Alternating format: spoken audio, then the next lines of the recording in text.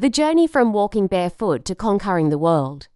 You pressed a button this morning and moved at 70 miles an hour without using a single muscle. Hundreds of thousands of years ago, that exact same journey would have meant a deadly today barefoot trek. For almost all of human history, leaving your home base meant risking absolutely everything. You had no engines, no metals, and nothing to carry you forward except your own 2 feet. Today, you can cross the entire planet in less than 24 hours. You can order an item from across the globe and it appears at your front door. Movement has become so completely effortless that it is basically invisible to us. Yet for nearly 300 millennia, every single human journey happened at walking speed. That single limitation dictated what our ancestors ate, where they lived, and who they married. To understand how we broke that limit, we have to look closely at your feet. Humans are the ultimate long-distance walkers, but we are certainly not the fastest. A cheetah hits 70 miles per hour, and a horse easily sustains 30 for miles. You top out at maybe 15 miles per hour, gasping for air within seconds. But sheer speed was never the evolutionary point for the human species. You can walk 20 miles today, sleep, and easily do it again tomorrow. You can repeat this grueling routine for weeks without your body breaking down. Your feet possess unique arches that act as natural, energy-saving springs. Your Achilles tendon stores and releases mechanical energy with every single stride.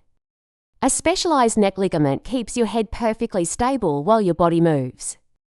You have 2 million sweat glands keeping you cool while other mammals overheat. We were never built by nature to be fast, we were built to never stop. In 1978, scientists made a stunning discovery in Latoli, Tanzania. They found clear footprints pressed into volcanic ash 3.6 million years ago. 2 individuals walked upright, side by side, leaving the oldest bipedal trail found. It is truly astonishing every one of those ancient footprints is massive, whether belonging to humans or animals. For millions of years, that basic biology was our only transportation technology. Yet, somehow, it was enough to push us further than any other species. Starting 70,000 years ago, humans began their great march out of Africa. This historic migration took thousands of years, unfolding slowly, generation by generation. Small families pushed forward into uncharted territories no human eyes had ever seen. They crossed the Middle East, expanded into Asia, and pushed deep into Europe. They braved freezing Siberia, crossed a massive land bridge, and entered Alaska.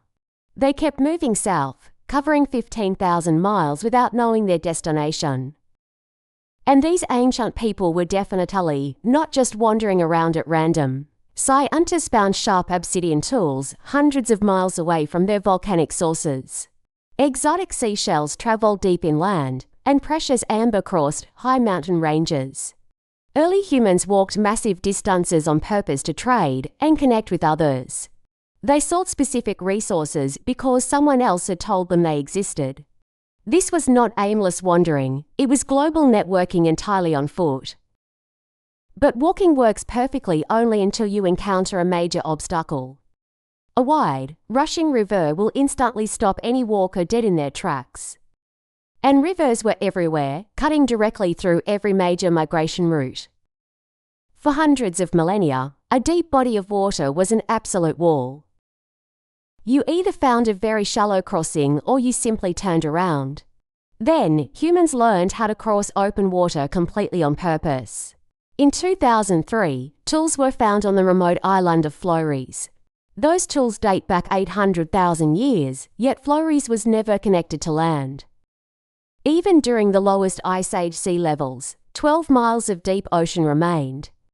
This means someone built a craft and made that dangerous crossing. We do not know what they built, as ancient wood and bamboo decompose quickly. But the enduring stone tools remain, proving the impossible crossing actually happened. The very first boats were likely accidental discoveries, like a fallen log. Someone grabbed a floating branch during a flood and realized they did not drown. What followed that discovery was a wave of deliberate human engineering. 65,000 years ago, humans successfully crossed the open ocean to Australia. That historic journey required sailing over 60 miles of unpredictable open ocean. You cannot see Australia from the shores of Asia, you cannot drift there. Someone built a vessel, pointed it toward an invisible shore, and paddled. They left solid ground with absolutely no guarantee of what lay ahead.